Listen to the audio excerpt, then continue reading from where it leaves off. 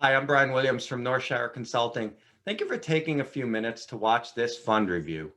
In this video, we'll talk a little bit about the fund family that we're in. We'll talk about fees and expenses, performance against the category, and then we'll wrap it up with how this fund might fit into your overall portfolio. This is considered one of our shorter form fund reviews. If you're looking for a little more in-depth analysis, check out some of our longer form fund reviews that fall into that 10 to 15 minute range.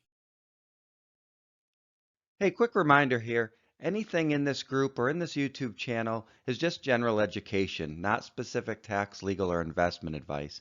Consult with your advisor before you act on any of this information. A reminder too that we are an investment advisory firm, no affiliation to this fund, and we may or may not have a position in it with client assets. Before we get into the specifics of this fund, let's take a moment to talk about Vanguard as a fund family.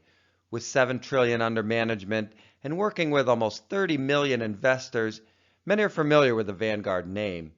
They're most commonly known for their index or passive investing, but they have really strong roots in active management as well. They're client-owned, which means fund shareholders own the fund, which in turn own Vanguard. This is an open-ended fund or mutual fund as we know it.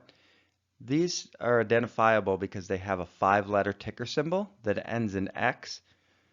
One of the things about mutual funds that's a little bit different than an exchange-traded fund is mutual funds, if you place an order during the day, that gets executed at the end of the day based on end-of-the-day values, and that's different from an exchange-traded fund, which gets traded throughout the day. Another key difference between a mutual fund and an ETF is a mutual fund's portfolio holdings don't have to be reported on an everyday basis like an ETF does. So when you're looking under the hood of a mutual fund, those holdings inside may or may not be the actual ones that you're purchasing when you purchase the mutual fund. This is an actively managed fund. That means there's a portfolio manager and portfolio analysts who decide which securities go in this fund and how much of those securities they invest in. This is different than an index fund or passive fund, which is following a list of securities based on a set of rules. This fund is open to new investors, and this is not a leveraged fund. When we look at a basic asset allocation like this, there's a couple things that we look at. The first is stock to bond ratio or equity to bond ratio. So bonds, we have non-US, US, and cash we usually lump into that category as well. So as you can tell by this portfolio, it's more so weighted in bonds than equities. What that means is it's going to be a little bit more conservative. History tells us that bonds have produced us a lower rate of return, but also with a little bit less risk.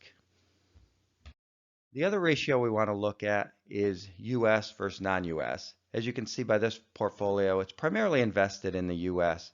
So we want to make sure that fits in with our overall allocation and our complete risk tolerance profile.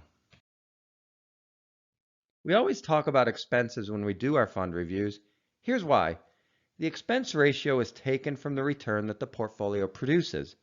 The expense ratio is internal, meaning you don't necessarily see it. It comes out in the returns. We need a point of reference when we compare these expenses, so we use the category average. As you can see here, the expense ratio is significantly lower than the category average. Now that we've looked at expenses, what exactly are we paying for?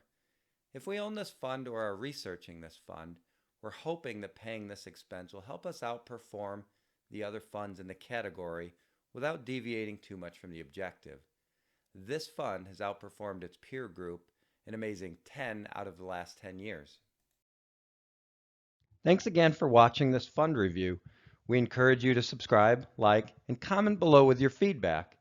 Be sure to check out our longer form fund reviews and our Facebook group, 401k and beyond.